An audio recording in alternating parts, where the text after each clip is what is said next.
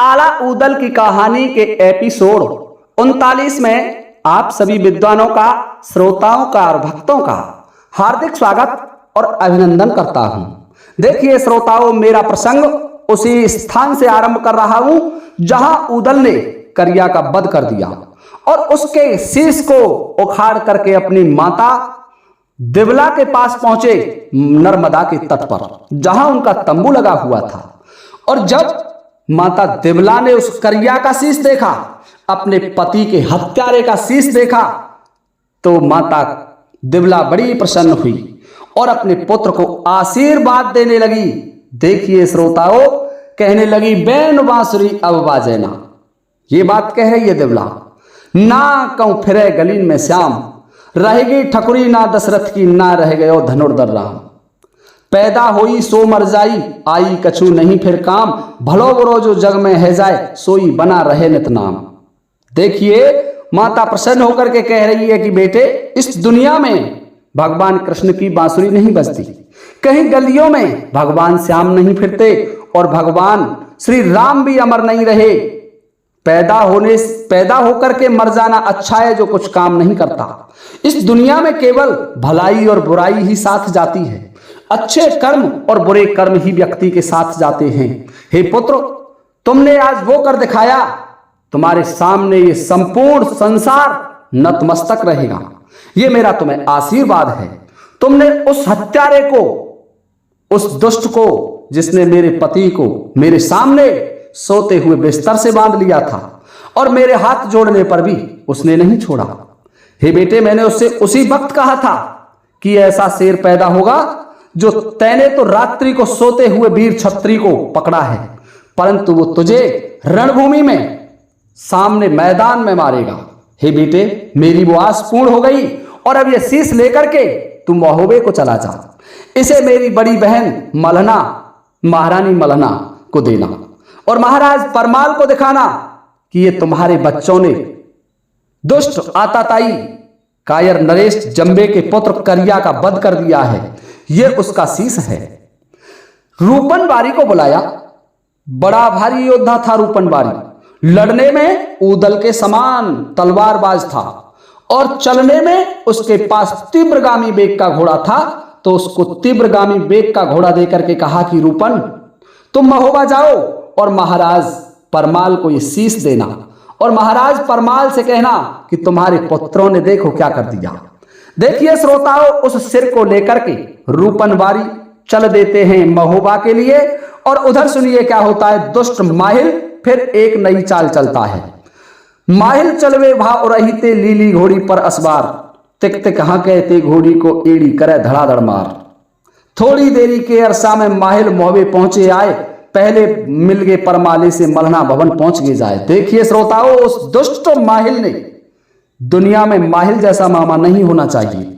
जहां मामाओं का नाम आता है तो 3 मामा बड़े कलंकित हैं इस दुनिया में, मामा कंस, मामा माहिल और मामा शकुनी। इन 3 मामाओं का तो कहना ही क्या है। देखिए जब माहिल महोबा पहुंचा तो महोबे में पहले महाराज परमाल से मिला और परमाल से मिलने के बाद अपनी बहन मलहना के महल में आया और मलहना ने देखा कि उसका भाई आया है तो उसका स्वागत करने के लिए खड़ी हुई।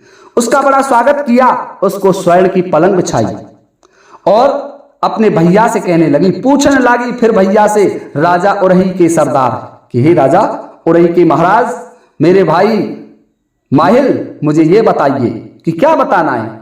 आला ऊदल मलखे सुलके, 12 भये 4 भाई, 8 महीना का कह कही, आयो 1 साल नहीं आए।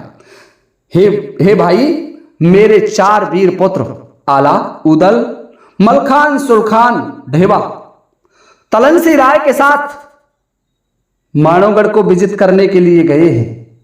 उनका कोई समाचार अभी तक हमारे पास नहीं आया है। कोई समाचार हो, जो कुछ खबर आपने सुन ली तो भाई हमको देव बताए। यदि आपने कोई खबर सुनी हो तो हमें वो खबर बता दीजिए। तो इतनी सुन बातें मलहना की माहिल बोले, वचन बनाए। माहिल अपने मुंह को बना करके, बुरा मुंह कर करके कहने लगे कि हे बहन क्या बताऊं। मरे बना पर सब माणों में, खुपरी टंगी बरगदनदार। सुन के बातें ये माहिल की, मलना रोई छोड़ डिडकार। श्रोताओं, दुष्ट माहिल ने फिर वही कुटिल चाल चली कि महारानी मलना इस शोक से उबरे नहीं और समाप्त हो जाए। इसलिए दुष्ट माहिल ने अपनी बहन मलना से कहा कि बहन, तुम्हारे वो चारों वीर पुत्रों की तो क्या, महोबे की संपूर्ण सेना मानवगढ़ की भेंट चढ़ गई। करिया ने सभी वीरों को मार डाला और उन सभी की खोपड़ियां बरगदों पर टांग दी गईं। एक भी सैनिक जीवित नहीं बचा। अब तो मलना पछाड़ खा खा करके रोने लगी। हे श्रोताओं, इतनी कह करके दुष्ट माहिल वहां उस महल से बाहर निकल जाता है। और इधर क्या होता है, इतना कहे तो भाई माहिल के रुपना अटा बराबर आए। अब रूपन बारी चला आता है उस शीश को लेकर के। 17 दिन का सफर तय करके, 17 दिन का समय लगा था रूपन बारी को। और मूड देख के तेई करिया का राजा गिरा पछाड़ा खाए। जब माहिल ने देखा कि करिया का शीश इसके हाथ में लगा हुआ है तो माहिल दरवाजे पर पछाड़ खा करके गिर जाता है। हाथ जोड़ के रुपना बोला, ओ महाराज रजा परमाल, मूड ले आए हम करिया को, मानो कुशल तुम्हारे लाल। कि हे राजन, हमने दुष्ट कलिंगा का वध कर दिया है। तुम्हारे वीर पुत्रों ने, तुम्हारे उन वीर सैनिकों ने दुष्ट करिया को मार डाला, उसका अंत कर दिया और उस कायर का शीश लेकर के महारानी के पास भेजा है और महाराज के पास भेजा है। हे महाराज, इस दुष्ट का शीश कहां लटकाया जाए? देखिए श्रोताओं, रूपन बारी की बातें सुन सबरे खुशी भये नरनार, सभी नर नारी सुखी हो गई।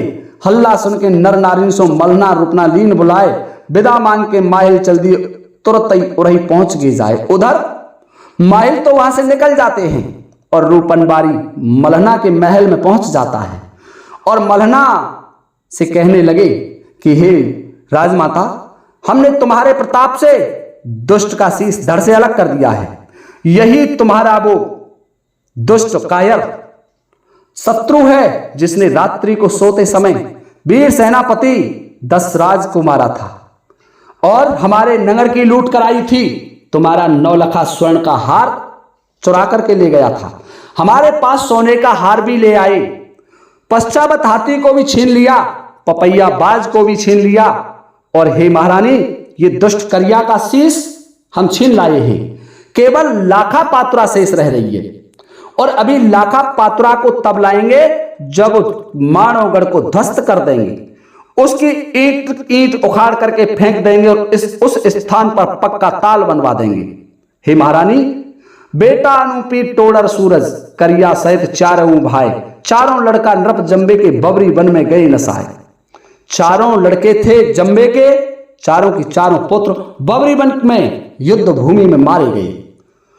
और वीर उदल ने तुम्हारे लिए, क्योंकि हमें काफी समय हो गया युद्ध करते करते, 8 महीने का समय व्यतीत हो गया है, इसलिए हे राजमाता, तुम्हारी सूचना लेने के लिए और तुम्हें खुशखबरी सुनाने के लिए मुझे यहां भेजा है और अब मैं महारानी जाने के लिए तैयार हूं।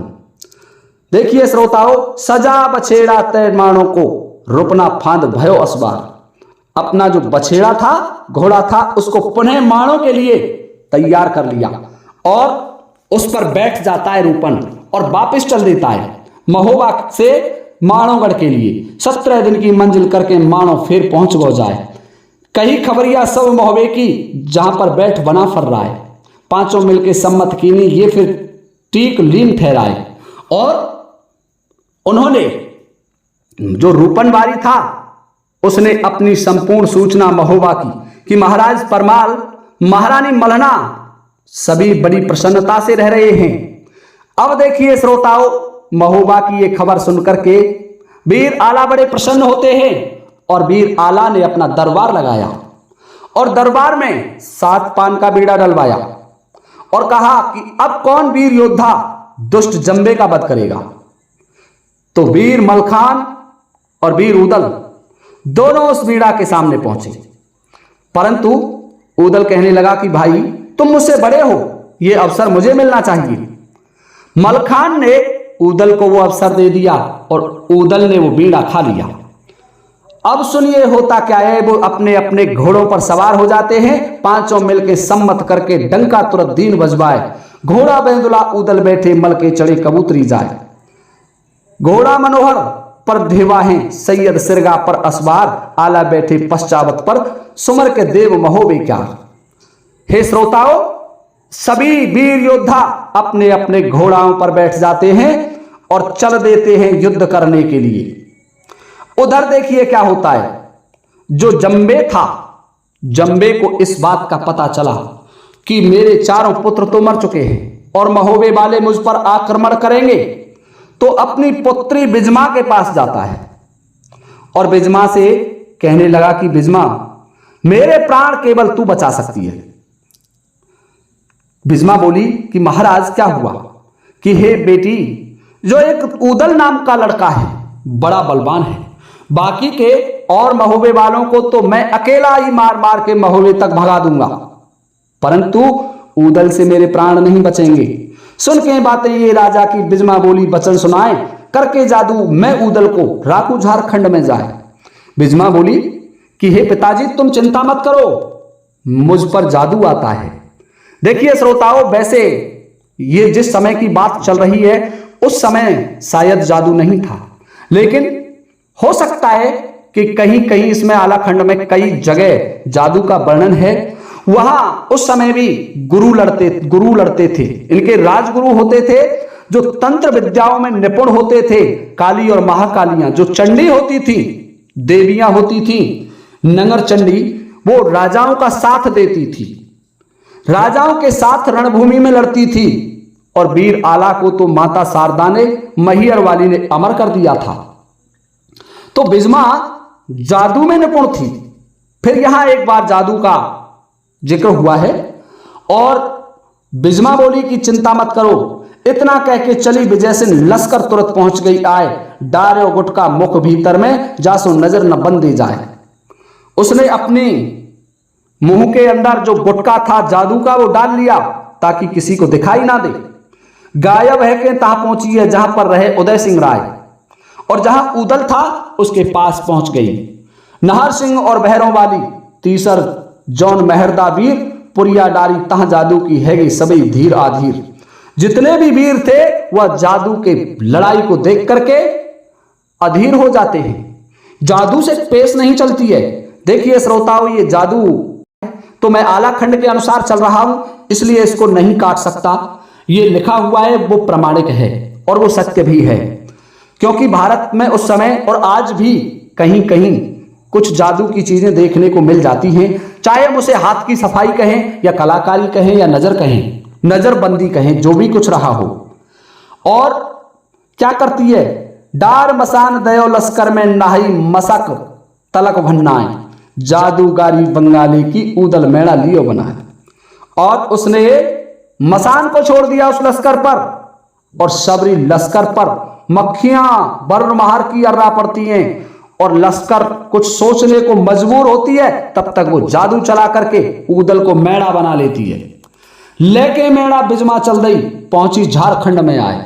उदल को मेड़ा बनाया और मेड़ा बना करके वहां से तुरंत गायब हो जाती है बिजमा, जो उदल से प्यार करती थी। देखो स्त्री जाति कितनी कुटिल होती है। उसी अपने पति उदल को मेड़ा बना लिया और झारखंड में लेकर के पहुंच गई। यहां लिखा हुआ है, गुरु झिलमिला की मड़िया में मेड़ा बंधा विजय सिंह जाए। यहां भी कोई झिलमिला नामक कोई तांत्रिक है। एक झिलमिला तांत्रिक का वर्णन नल पुराण में भी आया है। हो सकता है कि ये झिलमिला नाम के कई तांत्रिक रहे हों। और मेड़ा बिजमा ने जाकर के झिलमिला गुरु के आश्रम में बांध दिया। हाथ जोड़ के गुरु बाबा के और सब हाल दीन समझाए। चली विजय सिंह झारखंड ते पहुंची रंग महल में आए और उस जोगी से कहने लगी, उस तांत्रिक से कहने लगी कि बाबा, ये मेड़ा मैं तुम्हें सौंप करके जा रही हूं कुछ समय के लिए, इसकी सुरक्षा तुमको करनी है, उसके बाद मैं तुमसे ले जाऊंगी। और इतना कहकर के बिजमा चल देती है और अपने रंग महल में आ जाती है।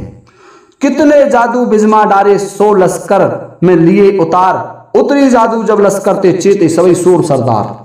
और जितना उसने जादू लश्कर पर चलाया था वो सब जादू वापस ले लिया। क्योंकि उसके पिता ने पहले ही बोल दिया था कि मैं अकेला ही, यदि ऊदल नहीं हो तो संपूर्ण महोबा को ध्वस्त कर सकता हूं। इसलिए हे पुत्री, इस ऊदल का कोई इलाज होना चाहिए, और ऊदल का यदि कोई इलाज नहीं हुआ तो फिर मेरी बात बहुत दुर्लभ हो जाएगी। मेरा युद्ध करना मेरे लिए प्राण घातक होगा। तो जादू हटने के बाद आला बोले तब मलखेते नहीं लख परे उदय सिंह राय। सुन के बातें मलखे बोला ढेवा सकुन देव बतलाए। देखिए श्रोताओं, संपूर्ण लश्कर दिखाई दे रहा है। युद्ध भूमि से एकदम से धूल के बादल हटे, जादू हटा, जादू का प्रभाव कम हुआ। तो देखते हैं वीर आला कि उदय सिंह कहीं दिखाई नहीं दे रहा है। आखिरकार ऊदल का क्या हुआ, ऊदल को कौन ले जा सकता है, ये सोच रहा है। हे श्रोताओं, ध्यान से सुनने की बात है। ऊदल नहीं मिला तो मलखान से आला कहते हैं, और आला की बात सुनकर के मलखान बोले कि हे ढेवा, तुम पत्रा देखो, शगुन ले और बताओ कि आखिरकार उदय सिंह कहां चले गए। सुन के बातें लेके पोथी ज्योतिष वाली, देवा हाल गयो सब गाय, गुरु झिलमिला की मड़िया में बांधा तहां लहरवा भाई। उसने अपना पत्रा देखा, पोथी पन्ना खोले, ज्योतिष वाली पुस्तक निकाली और कहा कि हे वीर मलखान, गुरु झिलमिला की एक मड़िया है जो झारखंड की है, झारखंड में है, और वहां जाकर के ऊदल को बांध दिया है मैड़ा बना करके। सुन के बातें ये ढेवा की आला बहुत गयो घबराए। ढेवा बोला फिर मलखेते मानो कहीं बना फर रहा है। देखिए ध्यान से सुनने की बात है कि जब ढेवा ने ये कहा कि वीर ऊदल को तो मैड़ा बना करके झिलमिला जोगी की मढ़िया में बांध दिया है, तो मलखान की ये बात, ढेवा की बात सुनकर के वीर आला घबरा जाते हैं। और ढेवा मलखान से कहने लगा, मलखान ऐसे काम नहीं चलेगा, तुम मेरी बात मानो, बाना छोड़ो रजपूती का, अंग में ले भस्म लगाए, योगी बन के हम तुम जामे तो सब काम सिद्ध है जाए। ये रजपूती का भेष छोड़ दो, जो रजपूती का बाना है इसका त्याग कर दो, और अपने शरीर में भस्म लगा रहे हो, भस्म, और अपने शरीर में भस्म लगा करके सन्यासी बन जाओ, बाबा बन जाओ। क्योंकि जब हम दो बन जाएंगे साधु, और फिर साधु पे चले ना जादू। ऐसा कहा जाता है कि छत्रपति राजा पर, जो राजा छत्रधारी होता है उस पर और साधु पर कभी भी जादू नहीं चला, और इसीलिए हम तुम साधु बनेंगे तो उस योगी का जादू नहीं चलेगा। योगी बन के हम तुम जामे तो सब काम सिद्ध है जाए। हम तुम योगी बन करके चलेंगे तो हमारा तुम्हारा सभी काम बन जाएगा। बातें सुन के ये ढेवा की योगी बने वीर मलखान। जब ढेवा ने ये कहा तो वीर मलखान योगी का भेष धारण कर लेते हैं, और उधर ढेवा भी योगी का भेष बना लेते हैं। दोनों योगी बन जाते हैं, वीर मलखान और ढेवा, और साधु का भेष बना करके वीर ऊदल को छुड़ाने के लिए जा रहे हैं। परंतु उससे पहले वीर आला से कहने लगे कि भाई, हम ऊदल को छुड़ाने जा रहे हैं, और यहां तुम्हारे पास वीर सुलखे, तलनसी राय और आप स्वयं हैं। यदि आपके सामने जंबे तो क्या, स्वयं यमराज भी रणभूमि में युद्ध करने आए तो वो आला से नहीं जीत सकता। इसलिए हे भाई, तुम डरना मत, बिल्कुल वीरता से युद्ध करना, रजपूती से युद्ध करना। महोबे वाले कभी कायर नहीं होते, घबराने से काम नहीं चलेगा, युद्ध भूमि के लिए सजग रहना। ऐसा कहकर के दोनों वीर ढेवा और मलखान चल देते हैं।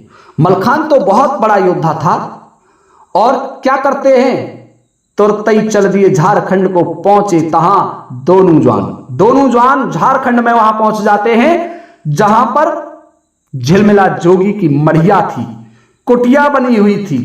गुरु झिलमिला की मढ़िया ढिंग गामे तान वीर मलखान वहां डमरू बजा रहे हैं और नृत्य गान कर रहे हैं। बाजे डमरू भल देवा के, सो पर गई भनक तई कान। और जब देवाकार मलखान का डमरू बाज रहा है तो वो झिलमिला जोगी के कानों में पड़ी आवाज। झिलमिला जोगी ने देखा कि यहां कोई साधु आए हैं। गुरु झिलमिला बाहर आयो, योगी लखा तहां दो जवान, हाथ पकड़ के ले मड़िया में बाबा बड़ा कीन सन्मान। उन दोनों जोगियों को झिलमिला जोगी ने देखा तो उनका बड़ा सम्मान किया। समझ रहे हैं कि कोई जोगी है और भीतर जाकर के देखते हैं, बड़े सम्मान के साथ झिलमिला जोगी वीर मलखान को और ढेबा को अपनी कुटिया के अंदर ले जाता है।